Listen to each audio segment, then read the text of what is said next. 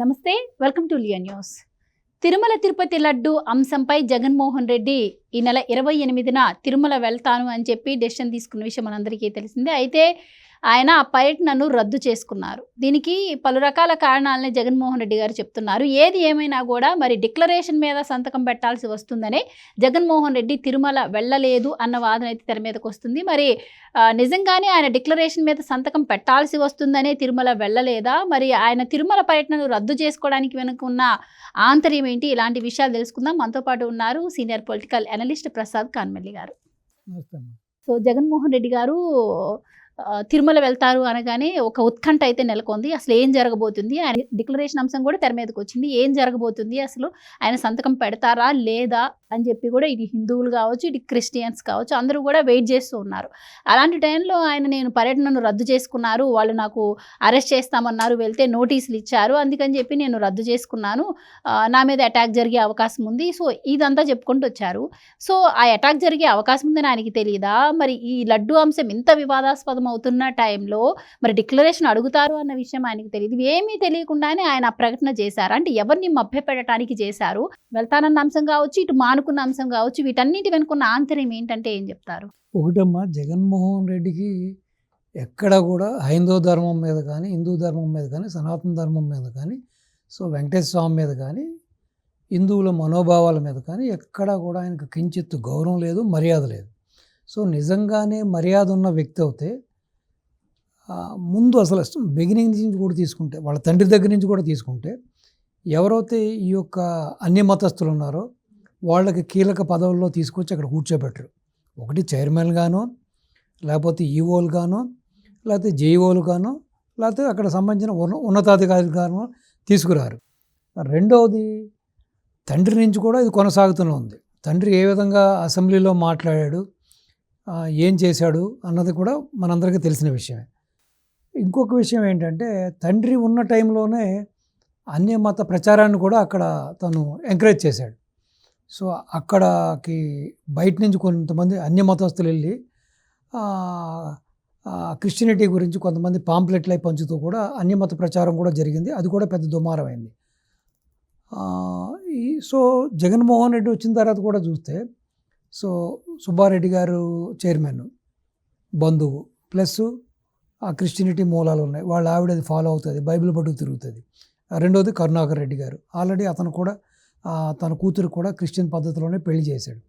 So ఒకప్పుడు విరసంలో ఉన్నప్పుడు అసలు దేవుడే లేడు, ఇదంతా రాయి బొమ్మని నానా దుర్భాషలాడి నడి వీధుల్లో వెంకటేశ్వర స్వామి ఫోటో పట్టుకుని చెప్పుతో కొట్టి మరీ కూడా సారీ టు సే దట్ ఆ విధంగా బిహేవ్ చేసిన వ్యక్తి అతను. ఎవరు? కరుణాకర్ రెడ్డి.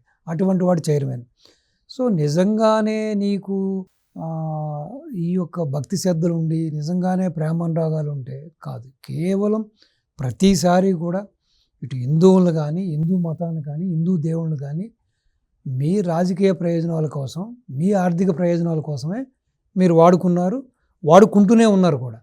సో ఈరోజు తగుదనమ్మా అని చెప్పి ఇంత దుమారం అయ్యి మొత్తం యావత్ ప్రపంచంలో ఉన్న హిందువులందరూ ఒక తాడి మీదకి వచ్చి ఈ విధంగా ఏకకంఠంతో, ముక్త కంఠంతో దీన్ని ఖండిస్తుంటే, ఏదో విధంగా మసిపూసి మాడిగా చేసి డైవర్ట్ చేయడం కోసం మళ్ళీ ఒక కొత్త నాటకానికి తెరవేసి నేను వస్తున్నాను, కొండకి వెళ్తున్నాను అని చెప్పాడు. సో అతనికి బాగా తెలుసు కంపల్సరీ అక్కడ డిక్లరేషన్ ఫామ్ ఉంటుంది.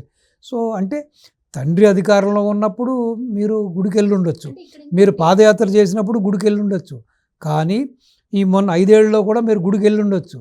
కానీ అధికార మదంతో, అధికార దర్పంతో నేను ఒక సీఎంని, నన్ను ఎవడు అడుగుతాడని చెప్పి నువ్వు ఏ విధంగా చెప్పులు వేసుకుని మహాద్వారం వరకు వెళ్ళావు, ఏ విధంగా ప్రవర్తించావు, డిక్లరేషన్ సైన్ పెట్టకుండా. ఈ రోజున కేవలం ఎన్ని కుంటి సాగులు, ప్లస్ బోర్డు, తరతరాలుగా బోర్డులో కొన్ని రూల్స్ రెగ్యులేషన్ ఉంటాయి, ఎవరు దీన్ని ఏం చేయలేరు, స్ట్రిక్ట్ అంటే. అరే నువ్వు రాజ్యాంగాన్ని, మహానుభావుడు అంబేద్కర్ రాసిన రాజ్యాంగానికే మర్యాద ఇవ్వలేదు. నువ్వు రాజ్యాంగాన్ని నువ్వు ఎక్కడ తుంగలో దొక్కావు, రాజ్యాంగానికే తూట్లు పొడిచావు. రాజ్యాంగంలో అంబేద్కర్ వారసులు అని చెప్పుకునే ఎస్సీ ఎస్టీలని వాళ్ళ మీదే నువ్వు ఎస్సీ ఎస్టీ కేసులు పెట్టావు. సాధారణంగా ఒక ఎస్సీకో ఎస్టీకో ఒక అన్యాయం జరిగినప్పుడు, లేకపోతే ఎవరైనా ఒక దూషణ చేసినప్పుడు వాళ్ళకి అధికారం ఉంది, ఇది ఆ ఎస్సీ ఎస్టీ కేసు పెట్టేవారు. అటువంటిది ఎస్సీ ఎస్టీల మీదే వాళ్ళ మీదే ఆ కేసుని నువ్వు ప్రయోగించావంటే నువ్వెంత ఘనాపాటివి. అలాగే నువ్వు ఆ వర్గానికి చెందిన డాక్టర్ సుధాకర్, ఒక ఆనెస్ట్ డాక్టర్, ఒక మంచి డాక్టర్ని కేవలం మాస్క్ ఇవ్వండి, ఇది ప్రాణాంతకమైన వ్యాధి, ప్రాణాలు పోతాయంటే అతను ఏ విధంగా మీరు ఇబ్బంది పెట్టి చంపేశారు. అలాగే అనంతబాబు ఒక దళితుడిని చంపేస్తే దిక్కులేదు. అలాగే కోడికత్తు డ్రామా వేసి ఒక 5 ఏళ్ళు ఒక దళితుడిని తీసుకెళ్ళి జైల్లో పెట్టి 5 ఏళ్ళు మగ్గిపోయాడు అతను.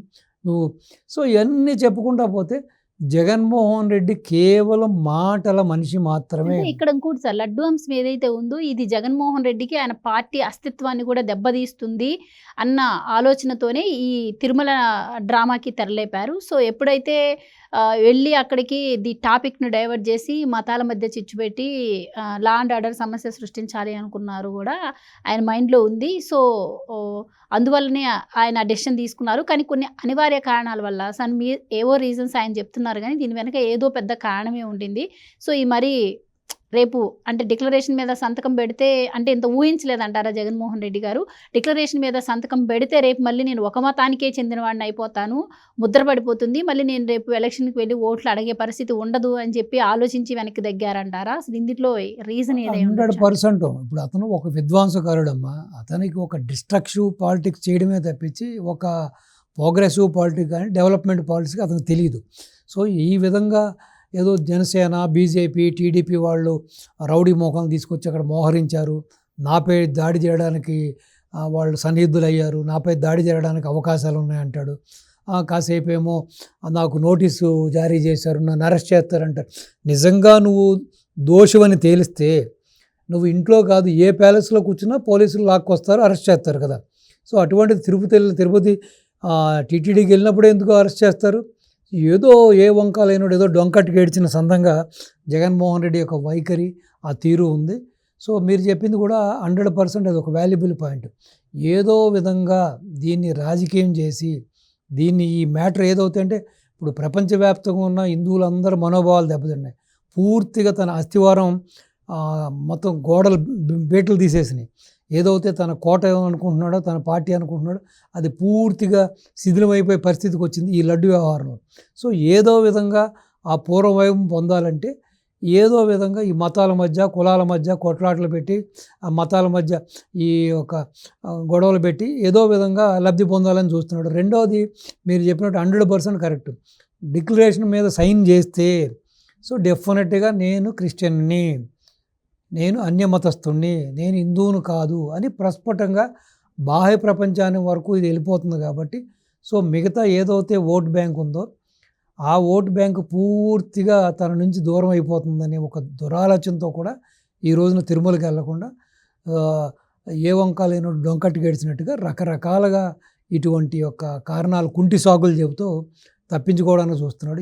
ఏదేమైనా ఇంకోటి సార్, ఇక్కడ 2 రకాల డౌట్స్ వస్తున్నాయి చాలా మందికి. ఇప్పుడు మనం మాట్లాడుకున్న అంశం ఒకటైతే, ఇంకోటి ఏంటి అంటే ఎలాగో జరగాల్సిన డ్యామేజ్ జరిగిపోయింది. సో ఎలాగోలాగా ఇంకా సానుభూతి డ్రామాలో ఆయనకి కొత్త ఏమీ కాదు. సో నేను ఎలాగైనా వెళ్తాను, అక్కడ వాళ్ళు కంపల్సరీ నన్ను అడ్డుకుంటారు, ఎందుకంటే నేను మనుషులు వేసుకుని వెళ్తాను కాబట్టి నన్ను అడ్డుకుంటారు. ఇదిగో చూసారా, మాజీ సీఎం జగన్మోహన్ రెడ్డి తిరుమలకి వెళ్తే నా పవిత్రతను నేను నిరూపించుకుందామని వెళ్తే ఇలా కూటమి ప్రభుత్వం నన్ను ఆపింది అని చెప్పి అలా కూడా సానుభూతి పొందాలన్న ఆలోచన కూడా ఆయనకు ఉండే అవకాశం ఉంది అంటున్నారు. అది నిజమంటారా? మీకు ఒకటి కాదమ్మా, అతను శవ రాజకీయాలు చేయడంలో దిట్ట. ఇప్పుడు తండ్రి శవాన్ని అడ్డం పెట్టుకుని జనాలందరి దగ్గర కూడా సంతకాలు పెట్టించుకుని ముఖ్యమంత్రి అవ్వాలని చెప్పి ఆ రోజున ఊళ్ళూరాడు. సో అది కుదరలేదు. తర్వాత కోడికత్తి డ్రామా ఆడాడు. కోడికత్తి డ్రామా అది కూడా ఫెయిల్ అయింది. ఇంకా ఎఫెక్టివ్గా ఉండాలంటే ఏం చేయాలి? సొంత బాబాయినే చంపేసేసి ఇది నారాసుర వదని, ఇది ఆదినారాయణ రెడ్డి చేశాడని, ఇది బీటెక్ రవి గారు చేశారని చెప్పి వాళ్ళ మీద వేసి సాక్షిలో రకరకాల కథనాలు రాసి సానుభూతి పొంది ఆ ప్రజల దగ్గరికి దాన్ని ఇంపాక్ట్ బాగానే వెళ్ళింది. అది ఓట్లు చేసుకున్నాడు. తర్వాత కాలక్రమంలో తెలిసింది ఇది తానే సొంతంగా చేశాడు, తనే తప్పుదామని చెప్పి అందరికీ తెలిసింది. సో తర్వాత చూడండి, మొన్న ఎలక్షన్కి ఏం చేశాడు? ఒక గుళకరాయితోటి నాటకం ఆడాడు, అది ఫెయిల్ అయింది. సో ఇతను ఎంతసేపు సానుభూతి నాటకాలు, శవ నాటకాలు, శవ రాజకీయాలు, ఈ విధంగా ఎక్కడైనా సరే మీరు జగన్మోహన్ రెడ్డిని తీసుకుంటే, ఇప్పుడు నేను అధికారంలోకి వస్తే డిఎస్సి అమలు చేస్తానన్నాడు, అలాగే సిపిఎస్ రద్దు చేస్తా అన్నాడు, చేయలేదు. తర్వాత పోలవరం ప్రాజెక్ట్ని ఫినిష్ చేస్తా అన్నాడు. సెంట్రల్ మెడల్ వంచి నేను మనకు కావాల్సినవన్నీ సాధిస్తానన్నాడు. ప్రత్యేక హోదా తీసుకొస్తానని చెప్పాడు. సో ఈ విధంగా ఏదైనా సరే కేవలం మడం తిప్పను మాట తప్పను అంటాడు, కానీ అది నాలిక కాదు, అది తాటి మట్ట అవుతుంది. అతను మాట్లాడేదానికి చేతలకి మాటలకి ఏ విధమైన పొంతన ఉండదు. ఇంతవరకు జగన్మోహన్ రెడ్డి చెప్పిన అసత్యాలకి ఇతను ఒక బ్రాండ్ అంబాసిడర్, దుర్మార్గాలకి బ్రాండ్ అంబాసిడర్, అవినీతికి బ్రాండ్ అంబాసిడర్, అక్రమాలకి బ్రాండ్ అంబాసిడర్, భూ కబ్జాలకి బ్రాండ్ అంబాసిడర్, దోపిడీకి brand ambassador, land sand wine mine దోపిడీకి బ్రాండ్ అంబాసిడర్. ఇతను బ్రాండ్ అంబాసిడర్ కాదని చెప్పండి. ఈవెన్ పబ్స్కి 3,60,00,000 ఖర్చు పెట్టిన ఘన పార్టీ ఇతను, దానికి బ్రాండ్ అంబాసిడర్. కేవలం షర్బత్తులకి 25,00,000 ఖర్చు పెట్టిన అవినీతి అక్రమార్కుడు, దానికి బ్రాండ్ అంబాసిడర్. కేవలం స్నాక్స్ కోసం 2-2.5 కోట్లు ఖర్చు పెట్టిన ఘనా పార్టీ. సో ఈ విధంగా పోతుంటే ప్రతి దానికి కూడా ఇతను బ్రాండ్ అంబాసిడర్. ఇతను ఇది మంచి చేశాడని ఒకటి ఒక మచ్చు తునక చూపించండి మీరు. ఇంకోటి సార్, ఇప్పుడు ఈ రోజు ఆయన పెట్టిన ప్రెస్ మీట్లో కూడా లడ్డూ అంశంలో కల్తీ జరిగే అవకాశం ఉండదు, ఎందుకంటే బోర్డు సభ్యులందరూ కలిసి తీసుకుంటారు కాబట్టి నిర్ణయము అవకాశం ఉండదు. ఈ 100 రోజుల్లో కూటమి ప్రభుత్వం ఫెయిల్ అయింది, దాన్ని పక్కదోవ పట్టించేందుకు దీన్ని తెర మీదకి తీసుకొచ్చిందని ఆయన మాట్లాడుతున్నారు. మరి ఇలా మాట్లాడిన వ్యక్తి, మరి చంద్రబాబు గారు దీనిపైన ఎంక్వైరీ వేస్తే సరే మేము ఎలాంటి తప్పు చేయలేదు, మీరు ఎలాంటి ఎంక్వైరీ అన్న చేసుకోండి అన్న మాట అయితే ఆయన నోటి నుంచి రావట్లేదు.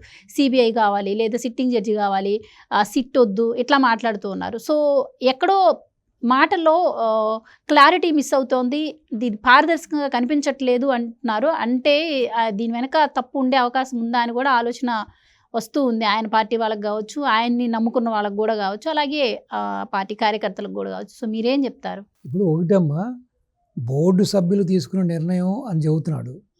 బోర్డు సభ్యులు, నువ్వు అసలు ఇచ్చిన బోర్డు సభ్యుల్లో మెజార్టీ చాలా వరకు అవినీతి పరులు, అక్రమార్కులు, దుర్మార్గులు, అంతకులు, రౌడీ షీటర్ హిస్టరీ ఉన్నవాళ్ళు, ఎన్నో ఒక ఆర్థిక నేరస్తుల్లో ఉన్న వాళ్ళకే నువ్వు ఇచ్చావు మెజార్టీ.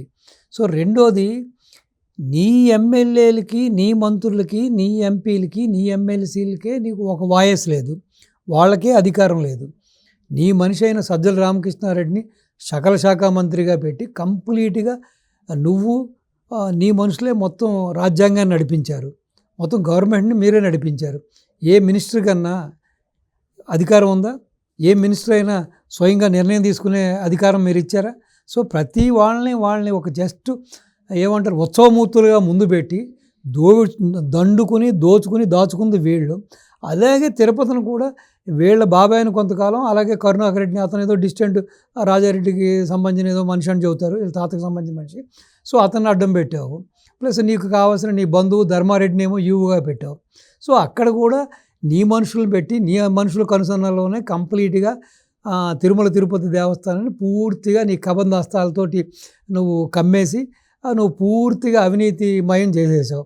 ఒకటి కాదు, దర్శనం టిక్కెట్లలో ఉంది, మొత్తం అక్కడ కన్స్ట్రక్షన్ యాక్టివిటీలో ఉంది, ఎక్కడైతే దేవాలయాలు కట్టారో అక్కడి నుంచి, అలాగే తిరుమల తిరుపతికి వచ్చే నెయ్యి కాదు కదా, అక్కడికి వచ్చే పప్పు దినుసులు అన్నీ ప్రతి ప్రొక్యూర్మెంట్లో కూడా అవినీతి అక్రమాలకు పడ్డారు. సో బోర్డు ఉన్నా కూడా బోర్డుకి అధికారం ఎక్కడిస్తారు మీరు? అసలు నడిపించింది మీరు. ప్యారలల్ గవర్నమెంటే, ఎన్ని బోర్డులు ఉన్నా కూడా అక్కడ ప్యారలల్ గవర్నమెంట్ నడిపించింది నీ మాఫియా. జగన్ అనుకో టీమే చేసింది. అలాగే నీ తండ్రి ఉన్నప్పుడు ధర్మారెడ్డినే మళ్ళీ నువ్వు తీసుకొచ్చావు, అలాగే నీ తండ్రి తప్పుడు ఉన్న ధనంజయ రెడ్డినే నువ్వు తీసుకొచ్చి పెట్టుకున్నావు. సో ఈ విధంగా నీ వాళ్ళు అయిన వాళ్ళు, ఇటు ఐఏఎస్లు కానీ ఐపీఎస్లు కానీ ప్రతి విభాగంలో మైన్స్ వెంకటరెడ్డి నీ మనిషే, మొత్తం మైనింగ్లో చేశాడు. అలాగే వాసుదేవరెడ్డిని తీసుకొచ్చాడు, లిక్కర్లో దోపిడీ చేశావు. నువ్వు ఎక్కడ ట్రాన్స్పరెంట్గా చేశావు, ఎక్కడ నీతి నిజాయితీగా చేసావు? ఈ రోజున శుద్ధ పూసలాగా బయటకు వచ్చి నేను ఉత్తమ పురుషుడిని, నేను హరిశ్చంద్రుడిని కుటుంబం నుంచి వచ్చినానని చెప్తే ఎవ్వడు నమ్మడానికి సిద్ధం లేరు. నీ ముత్తాత గొప్పతనం, నీ తాత గొప్పతనం, నీ తండ్రి గొప్పతనం, నీ గొప్పతనం ప్రపంచానికి ప్రతి ఒక్కడికి తెలుసు. అసలు రెడ్లు కానీ మీరు రెడ్డి అనే ట్యాగ్ బయట పెట్టుకుని మీరు మొత్తం రెడ్ల సముదాయాన్ని, మొత్తం ప్రపంచాన్ని, మిగతా వర్గాలను కూడా మోసం చేస్తున్నారని బైరెడ్డి రాజశేఖర రెడ్డి గారు నెత్తి నోరు కొట్టుకుంటూ చెబుతున్నాడు. వీడు రెడ్డే కాదు, రెడ్డి ముసుగులో ఉన్న ఒక దుర్మార్గుడు, వీడు రెడ్డి అని మా ట్యాగ్ తగిలించుకుని మా రెడ్లు మనోభావాలు దెబ్బతీస్తున్నాడు, మా రెడ్ల పరువులు తీస్తున్నాడు, మా రెడ్లకున్న ఆ యొక్క స్టేటస్ని పాడు చేస్తున్నాడు. మా రెడ్లు కూడా చాలా హుందాగా ఉంటారు, చాలా వ్యక్తిత్వం ఉంటుంది. మా రెడ్లలో ఎంతోమంది గొప్ప డాక్టర్లు ఉన్నారు, సైంటిస్టులు ఉన్నారు, ఇంజనీర్లు ఉన్నారు, గొప్ప గొప్ప రాజకీయవేత్తలు ఉన్నారు, విద్యావేత్తలు ఉన్నారు, గొప్ప గొప్ప సంఘ సంస్కర్తలు ఉన్నారు, గొప్ప గొప్ప ఏమంటారు దాన్ని పోరాట పటిమ కలిగిన ఒక స్వాతంత్ర సమరయోధులు ఉన్నారు. కానీ వీడు రెడ్డి ముసుగులో కంప్లీట్గా మా యొక్క కులాన్ని భ్రష్టు పట్టించాడు, మా వర్గాన్ని భ్రష్టు పట్టించాడని వాళ్ళే బయటకు వచ్చి స్వచ్ఛంగా చెబుతుంటే ఇంకా నేను రెడ్డిని, నేను హిందూ అంటే ఎవరు నమ్ముతాడు? నువ్వు ఆ స్వరూపానంద స్వామితో కలిసి ఇద్దరూ నాటకాలు ఆడి, జగన్ నాటకాలు ఆడి, సరిగంగ స్థానాలు చేసి, యాగాలు, యజ్ఞాలు, పోదులు, పునస్కారాలు చేసి, నిలువు బోట్లు, అడ్ల బోట్లు పెట్టుకుని నువ్వు హిందువుల ఓట్లు కొల్లగట్టావు. కానీ ఈ రోజున నీకు దేవుడి మీద ఎంత భక్తి ఉంది, దేవుడి మీద ఎంత మర్యాద ఉంది, దేవుడి మీద నీకున్న ఆ ప్రేమ, అనురాగం, ఆ గాడ్ ఫీర్ ఏంటన్నది ఇప్పుడు తేటతెల్లం అయిపోయింది. నిజంగా నీకు ఆ మర్యాద ఉండుంటే, ఆ హిందూ సమాజం మీద మర్యాద ఉండుంటే, ఆ హిందూ భక్తుల మనోభావాల మీద మర్యాద ఉండుంటే, ఆ దేవదేవుడి మీద మర్యాద ఉండుంటే నీవు ఇటువంటి నీచ కార్యానికి నువ్వు పాల్పడవు కదా. అండ్ ఫైనల్లీ ఒకటి సార్, ఇప్పుడు ఈ అంశం ఎలాగూ ఏం తేలబోతుంది అని ఉత్కంఠగా ఆయనైతే పర్యటన రద్దు చేసుకున్నారు. సో మరి డిక్లరేషన్ ఇవ్వరు మా జగన్మోహన్ రెడ్డి గారు అని చెప్పి ఆయన పార్టీ నాయకులు అయితే తెగేసి చెప్పేశారు. సో ఆయన మాటే ఆయన పార్టీ నాయకుల మాట కూడా, అంటే ఆయన ఉద్దేశం కూడా డిక్లరేషన్ ఇవ్వాలని లేదు అని మనం అనుకోవచ్చు. ఇది ఇప్పుడు తిరుమలకి ఎలాగూ వెళ్ళలేదు, పెట్టిన ప్రెస్ మీట్లో కూడా మరి నేను వెళ్ళలేదు, నేను ఆ దేవుని నమ్ముతున్నాను, మరి కావాలని ఇట్లా అన్నారని కూడా ఆయన ఎక్కడ చెప్పకుండా నా మతం తెర మీదకి వచ్చింది, నా మతం నా మానవత్వం అని చెప్తున్నారు. సో సింపుల్గా ఆ డైలాగ్ చెప్పేస్తే అయిపోతుందంటారా? ఇప్పుడు ఆయన క్రిస్టియనా, హిందువా అని చెప్పాల్సిన అవసరం లేదంటారా? అమ్మా, నాకు మతం లేదు, నాకు కులం లేదని జగన్మోహన్ రెడ్డి చెబితే సో దానికి మించిన ఈ 2024లో పెద్ద జోక్ అంటూ ఉండదు. ఈ ప్రపంచంలో ఇంతకు మించిన బూత్ ఇంకెక్కడ ఉండదు. నీకు నిజంగా నీకు మతం లేదు, నాకు కులం లేదని నువ్వు కానీ చెప్తుంటే దీనంత బొంకుడు మాట ఇంకెక్కడ ఉండదు. నీకు నిజంగానే మతం లేదు, నిజంగానే నీకు మతమే మానవత్వం అనే భావన ఉంటే, అరే పిచ్చిరెడ్డి, ఈ రోజున నీ క్యాబినెట్లో తీసుకున్నా, నీ ఎమ్మెల్యేలు తీసుకున్నా, నీ ఎంపీలు తీసుకున్నా, నీ నామినేటెడ్ పోస్టులు తీసుకున్నా, నీ వివిధ అధికారులను తీసుకున్నా, గవర్నమెంట్లో నీ అడ్వైజర్లు తీసుకున్నా, మొత్తం రెడ్లతోటే కదా నింపేశావు. నీకెక్కడ మానవత్వం ఉంది? నీకున్నంత కులపిచ్చి ఈ ప్రపంచంలో ఏ రాజకీయ నాయకుడికి లేదు. నీకు నిజంగా నువ్వు మానవత్వం కలిగి ఉంటే నువ్వు ఇటువంటి పనులు చేయవు కదా. నువ్వు నిజంగా మానవత్వం కలిగి ఉంటే ఈరోజు తిరుపతిని ఈ విధంగా అప్రతిష్ట బాలు చేయవు కదా, ఈ విధంగా లడ్డులో ఈ విధంగా కల్తీకి పాల్పడవు కదా. నీకు మానవత్వం అనేది ఎక్కడ కూడా 1% కూడా నీకు నరనరాల్లో లేదు. నీకు ఉన్నదల్లా ఒకటే, డబ్బు పిచ్చి, ఆ ధనం పిచ్చి, ఆ ప్యాలెస్లు పిచ్చి, ఆ భూములు పిచ్చి, ఆ డబ్బులు పిచ్చి. అందుకునే నువ్వు ఎప్పుడు అధికారంలోకి వచ్చినా తండ్రిని అధికారంలో పెట్టి రాష్ట్రాన్ని దోచేసావు. ఈ 5 ఏళ్లను రాష్ట్రాన్ని పూర్తిగా దోచేసావు. నువ్వు మానవత్వం గురించి మాట్లాడితే ఆ పైన దేవుడు కూడా సిగ్గుపడతాడు, ఆ పైన దేవుడు కూడా బాధపడతాడు. అసలు మానవత్వం అంటే ఒక చంద్రబాబు నాయుడు, మనిషి అంటే ఒక చంద్రబాబు నాయుడు. కులాలకి, మతాలకి, ప్రాంతాలకి అతీతంగా వ్యవహరించే వ్యక్తి ఎవరంటే చంద్రబాబు నాయుడు గారు. ఈ రోజున ఆయన నామినేటెడ్ పోస్టులు ఈ 20 మొన్న ఇచ్చిన కార్పొరేషన్లు తీసుకున్నా, ఆయన కూర్పు, ఆయన ఏదైతే ఒక క్యాబినెట్ ఉందో, ఆయన మంత్రివర్గం ఉందో, లేకపోతే ఆయన ఏ విధంగా అయితే ఈ ఎలక్షన్లకు ముందు ఎమ్మెల్యే టికెట్లు ఎలా ఇచ్చారు, ఎంపీ టికెట్లు ఎలా ఇచ్చారు, ఇవన్నీ చూసుకుంటే అసలు ఫైనెస్ట్ ఎగ్జాంపుల్ ఒక మానవతావాది. సో అసలు ఒక పొలిటీషియన్ అనేవాడు ఏ విధంగా ఉండాలి, సో సర్వ మతాలని ఏ విధంగా గౌరవించాలి, సర్వ జనాల్ని ఏ విధంగా గౌరవించాలి, ప్రతి వాళ్ళని కూడా ఏ విధంగా ఆదరించాలి, ఏ విధంగా ఒక సముచిత స్థానం ఇవ్వాలి, ఏ విధంగా పెద్దపేట వేయాలి అన్నదానికి ఫైనెస్ట్ ఎగ్జాంపుల్ ఆయనే. సో ఈ రోజున వచ్చి ప్రెస్ మీట్ ముందు కూర్చుని ఎవడో రాసిచ్చిన స్క్రిప్ట్ పట్టుకొచ్చి 4 మాటలు చెప్పి నా మతమే మానవత్వం అని చెప్పిన మాత్రం ఎవడనో. నీ మతం క్రిస్టియనిటీయే. నీ తాత వెంకటరెడ్డి పంది మాంసం, గొడ్డు మాంసం ఏ రోజునైతే బ్రిటిష్ వాళ్ళకి సప్లై చేయడం మొదలెట్టాడో, బ్రిటిష్ వాళ్ళ యొక్క ఆదరణ కోసం, బ్రిటిష్ వాళ్ళ యొక్క దగ్గర చేరువవడం కోసం ఆ రోజునే మతం తీసుకున్నాడు. ఆ రోజు నుంచి ఈ రోజు వరకు నీ కుటుంబం, నీ కుటుంబ సభ్యులు అందరూ కూడా ఆ మతాన్నే ఉన్నారు. అలాగని నిన్నేమేం తప్పుపడట్లా, ఎవరి దేవుడు వాళ్ళకి గొప్ప. కానీ మా దేవుడిని ఎందుకు నువ్వు భ్రష్టు పట్టిస్తావు? మా మనోభావాలను ఎందుకు నువ్వు దెబ్బతీస్తావు? మా మనోభావాలతో ఎందుకు ఆటలాడుకుంటావు? అసలు ఇప్పుడు ఒక ముస్లిమ్స్ ఉన్నారంటే ముస్లింకి సంబంధించిన ఆ సముదాయం వాళ్ళే అక్కడ ఎంప్లాయీస్గా కూడా ఉంటారు.